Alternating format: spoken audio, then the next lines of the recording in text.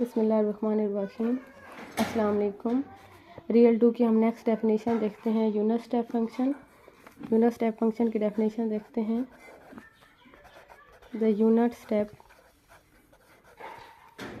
Function I is defined as I of x is equal to 0, 1. X is less than or equal to 0, x is greater than 0। जो unit step function है वो हमें दो ही answer दे सकता है, या 0 या फिर 1। वो नंबर जो 0 या 0 से छोटे हैं उनके लिए हमें आंसर यूनिट स्टेप फंक्शन 0 देगा, और जो तमाम नंबर जो 0 से बड़े हैं उनके लिए हमें यूनिट स्टेप फंक्शन आंसर 1 देगा। अब इससे रिलेटेड थ्योरम देखते हैं। If a is less than s is less than b, f is bounded on ab, f is bounded on closed interval ab, bounded on ab, and f is continuous in closed interval ab, and f is continuous जो है ये यहाँ पे A B पे नहीं है, S पे है। And if A less than S, S is less than B, F जो है क्लोज इंटरवल पे बाउंडेड है और एस पे कंटिन्यूस है। और अल्फ़ा हमारे पास इस तरह डिफ़ाइन है, अल्फ़ा कोई भी फंक्शन है जो कि इस तरह डिफ़ाइन है I of X minus S. तो फिर हमने प्रूव करवाना है then integration A to B F D alpha is equal to F of S. सबसे पहले हम यहाँ पे अल्फ़ा ऑफ एक्स को डिफ़ाइन करवाते हैं। अल्फ़ा ऑफ एक्स हमारे पास किस तरह डिफ़ाइन है, I of X minus S. आई यहाँ पे कौन सा फंक्शन है, यूनिट स्टेप फंक्शन। तो यूनिट स्टेप फंक्शन जो आंसर 0 दे सकता है या 1। जैसे यहाँ पे एक्स था तो वो तमाम नंबर जो 0 से छोटे हैं उनके लिए आंसर 0, मतलब जहाँ पे जो नंबर है वो 0 या 0 से छोटा है तो आंसर 0, और 0 से बड़े के लिए 1। यहाँ पे एक्स के लिए क्या आ चुका है, एक्स माइनस एस। अगर एक्स माइनस एस जो है वो less than or equal to 0 होगा तो आंसर 0 मिलेगा, और अगर X minus S greater than 0 होगा तो आंसर 1 मिलेगा। इसे हम ऐसे भी डिफ़ाइन करवा सकते हैं, माइनस एस को दूसरी साइड पे ले जाएं, X is less than or equal to X, X is greater than S. तो यहाँ पे जो अल्फ़ा फंक्शन है वो किस तरह से डिफ़ाइन हो गया है, वो तमाम नंबर यहाँ पे एक्स जो है वो अगर एस से छोटा या उसकी इक्वल हुआ तो आंसर 0 मिलेगा, और अगर एस से बड़ा हुआ तो आंसर 1 मिलेगा। हम यहाँ पे पार्टीशन डिफ़ाइन करवाते हैं इस फंक्शन अल्फ़ा की। Consider a partition P close interval की a is equal to X naught, फिर x1 को हम लेते हैं x, फिर जो अगले जितने नंबर्स आएंगे x2 और x3 मतलब हम 4 पॉइंट तक इसकी पार्टीशन डिफ़ाइन करवा देते हैं, पहले x नाट फिर s। तो फिर आगे जो पॉइंट्स होंगे वो s से क्या हो जाएंगे, बड़े, मतलब x2 और x3 वाले पॉइंट s से बड़े होंगे, x1 वाला s से इक्वल है तो x नाट वाला s से छोटा होगा। कंसीडर अ पार्टीशन p, हमने 4 पॉइंट्स तक x नाट, x1, x2, x3 तक डिफ़ाइन करवा दी है, किसकी, क्लोज इंटरवल ए बी की।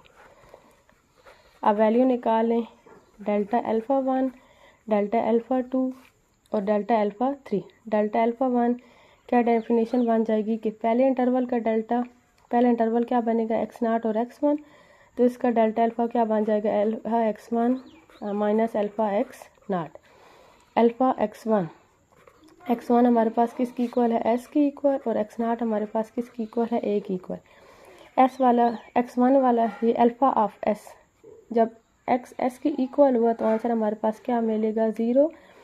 x नाट या a वाला पॉइंट जो है वो s से छोटा हो गया क्योंकि ये s से पीछे है, तो वो तमाम नंबर जो s से छोटे हैं उनके लिए भी आंसर क्या मिलेगा, 0। तो डेल्टा अल्फ़ा 1 इसका आंसर क्या आ जाएगा, 0।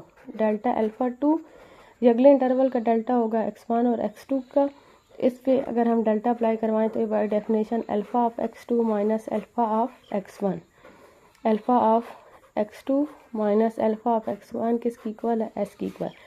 अल्फ़ा ऑफ x2 क्योंकि अब s से आगे वाली वैल्यू आ चुकी है तो s से बड़ी होगी, वो तमाम वैल्यूज़ जो एक्स से एस से बड़ी हैं उनके लिए हमें अल्फ़ा आंसर क्या देगा 1, और जो एस की इक्वल हैं बाय डेफिनेशन, जो एस की इक्वल या एस से छोटी हैं उनके लिए 0, और जो भी नंबर एस से बड़े बनते जाएंगे उनके लिए answer 0। Next alpha delta alpha 3, अगले इंटरवल क्या बनेगा x2 टू x3, तो ये क्या बन जाएगा है alpha of x3 minus alpha of x2। Alpha of x3 भी s से बड़ा है, x2 भी s से बड़ा है, तो इन दोनों के लिए आंसर क्या मिल जाएगा 1 minus 1 0। Delta alpha 1 equal to 0, delta alpha 2 equal to 0, delta alpha 3 equal to 0। अब हमने यहाँ पे रीमन स्टेलेजेस इंटेग्रेबल फाइंड करना है, तो हम अपर और लोअर सम फाइंड करते हैं। Now U P F alpha क्या बन जाएगा, sum of I equal to 1 2, यहाँ पे 3 बनेगा, M I delta alpha I, sum of I is equal to 1 2 3 capital M I delta alpha I. Definition open कर दें, m1 delta alpha 1 plus m2 delta alpha 2 plus m3 delta alpha 3। Delta alpha 1 की value 0, delta alpha 2 की value 1 और delta alpha 3 की value 0 यहाँ पे put कर दें तो ये किसकी इक्वल आ जाएगा, m2 की इक्वल। इसी तरह लोअर सम फाइंड कर लें, L P F alpha is equal to sum of I is equal to 1 2 3 small M I delta alpha I. Capital M I यहाँ पे इंटरवल्स की सुप्रीमम और स्मॉल एम आई infimum चल रही है, ये क्या आ जाएगा m1 delta alpha 1 plus m2 delta alpha 2 plus m3 delta alpha 3, delta alpha 1 delta alpha 2 delta alpha 3 की वैल्यू पुट कर दे तो ये किसकी इक्वल आ जाएगा, m2 की equal. where small mi is the infimum of f of x, capital Mi is the supremum of f of x, x belongs to interval xi minus 1 xi। क्योंकि हमें given है कि जो फंक्शन f है वो continuous है, since f is continuous at s, so m2 में so capital M2 and small m2 converges to f of s। अगर f कॉन्टीन्यूअस है तो वो यूनिफॉर्मली कॉन्टीन्यूअस होगा, तो जब x2 जो है वो s को अप्रोच करेगा तो सुप्रीमम और इन्फीमम दोनों किसको अप्रोच कर जाएंगे, f ऑफ s को। जब x2 हमारे पास s को अप्रोच करेगा मतलब x2 और s का डिफरेंस वो स्मॉल हो जाएगा, तो सुप्रीमम और इन्फीमम वो दोनों किसको अप्रोच कर जाएंगे, f ऑफ s को। तो जो यू पी एफ अल्फ़ा है अपर सम, उसमें हम m2 की जगह क्या पुट कर सकते हैं, f of s as x2 approaches to s, इसकी दोनों तरफ इन्फीमम अप्लाई करवा दें, infimum of U P F alpha is equal to F of S. F of S की इन्फीमम ये कांस्टेंट नंबर है, ये खुद दिया जाएगा। अपर सम का इन्फीमम क्या बनता है, अपर इंटीग्रल, तो ये क्या बन जाएगा, a2 minus B F D alpha equal to F of S. इसको 1 का नाम दे दें। आल्सो अगर हम लोअर सम देखें, एल पी एफ अल्फ़ा, क्योंकि सुप्रीमम और इन्फीमम दोनों एफ ऑफ एस को अप्रोच कर रहे हैं तो स्मॉल m2 की जगह क्या आ जाएगा, एफ ऑफ एस। दोनों तरफ सुप्रीमम अप्लाई करवा दें, supremum of L P F alpha is equal to F of X. Lower sum का supremum lower integral minus A to B F D alpha is equal to F of S. दोनों को combine करें, दोनों conditions को, तो क्या form बन जाएगी, a2 minus B F D alpha is equal to minus a2 B F D alpha is equal to F of S. और क्योंकि f जो है वो आर ऑफ अल्फ़ा को बिलोंग कर रहा है, तो आर ऑफ अल्फ़ा को बिलोंग करने की वजह से क्योंकि ये जो लोअर इंटीग्रल है वो अपर इंटीग्रल दोनों इक्वल आ गए हैं, तो f किसको बिलोंग कर जाएगा, आर ऑफ अल्फ़ा को, एफ आर ऑफ अल्फ़ा को बिलोंग कर रहा है, तो इस लोअर और अपर इंटीग्रल की जगह हम क्या लिख सकते हैं, A to B F D alpha. इन दोनों का आंसर एफ ऑफ एस की इक्वल है, तो इसका आंसर भी किसकी इक्वल होगा, एफ ऑफ एस की इक्वल। यहाँ से लोअर और अपर इंटीग्रल दोनों का आंसर सेम आ गया है, तो एफ कौन सा इंटीग्रल बन जाएगा, रीमन स्टाइलिस इंटीग्रेबल। तो हम उसकी जनरल फॉर्म क्या लिख सकते हैं, A to B F D alpha. Lower और अपर इंटीग्रल का जो आंसर आएगा रीमन इंटीग्रल का भी वही आएगा। दोनों का आंसर एफ ऑफ एस की इक्वल है, तो A to B F D alpha का आंसर भी क्या आ जाएगा, एफ ऑफ एस। नेक्स्ट हम देखते हैं fundamental theorem of calculus.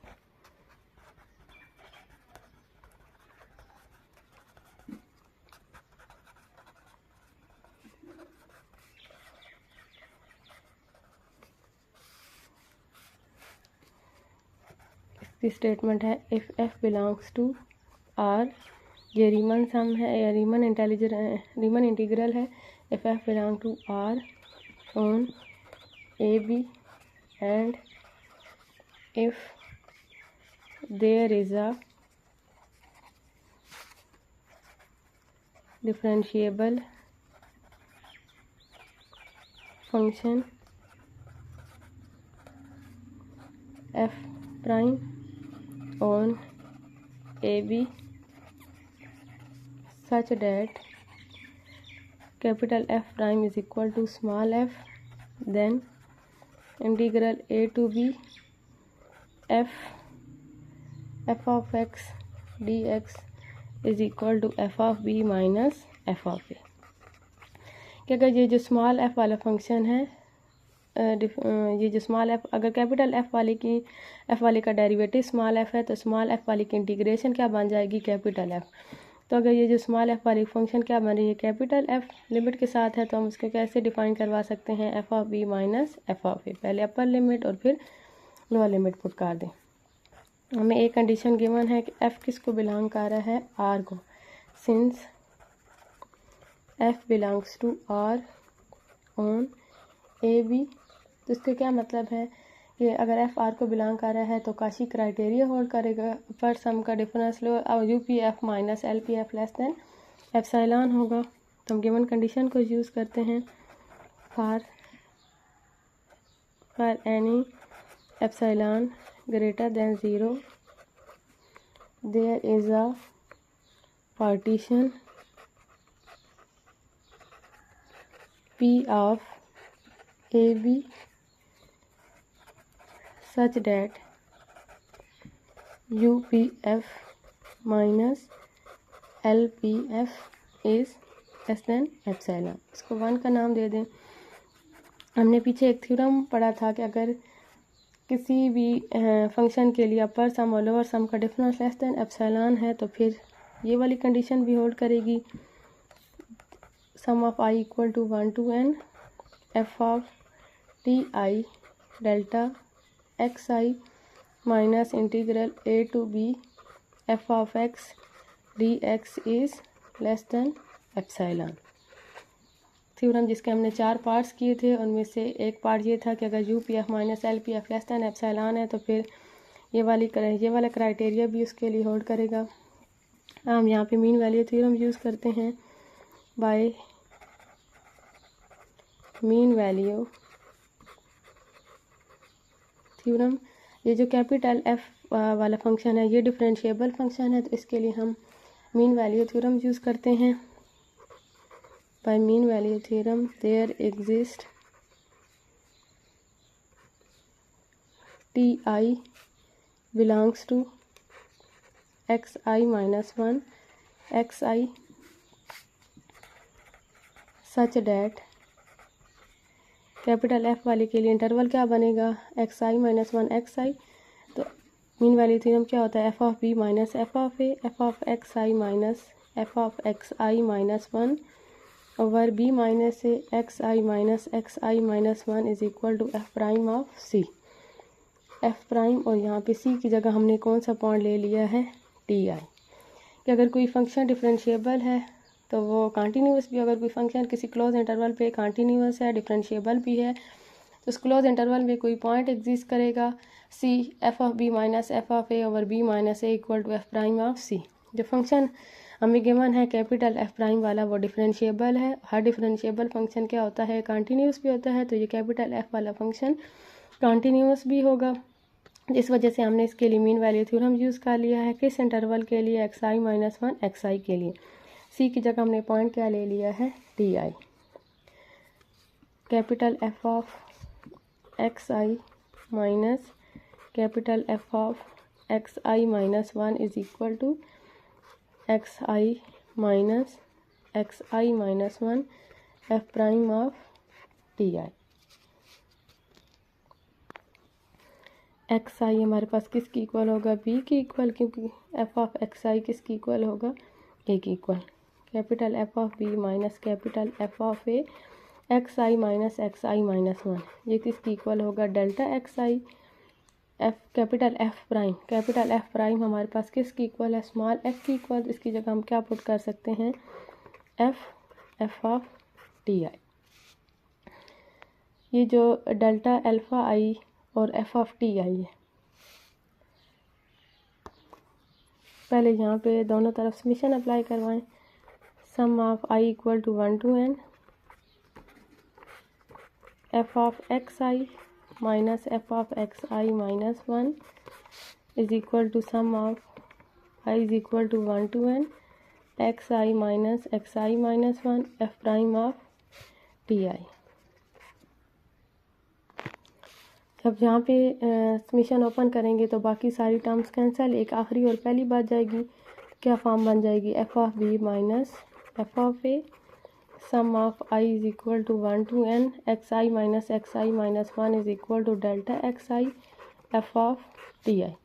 Equation number 2 में sum of I equal to 1 to n F of T I delta X I की value put कर दें। Equation number 2 becomes F of B minus F of A minus A to B F of X D X is less than epsilon. क्योंकि ये mod के साथ value है तो ये ज़ीरो से बड़ी होगी।